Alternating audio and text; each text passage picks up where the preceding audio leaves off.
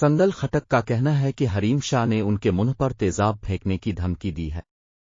Lahore support light سے گفتگو کرتے ہوئے سندل خٹک نے کہا کہ حریم شاہ کے ساتھ دوستی بہت کم وقت کے لیے تھی، حریم کی ویڈیو کس نے لیک کی وہ خود پتہ لگائیں۔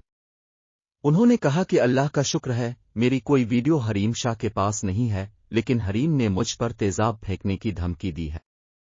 سندل خٹک کا کہنا تھا کہ کسی کی بھی آڈیو ویڈیو لیک ہو جاتی ہے تو حریم شاہ میرا ہی نام لیتی ہے۔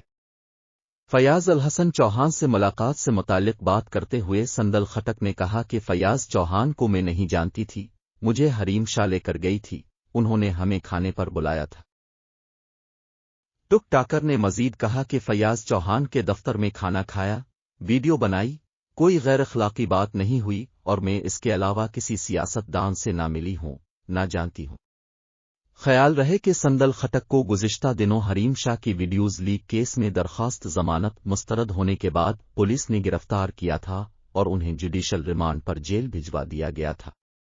بعد ازاں اسلام آباد کی عدالت نے ٹک ٹاکر سندل خٹک کی درخواست ضمانت منظور کر لی تھی۔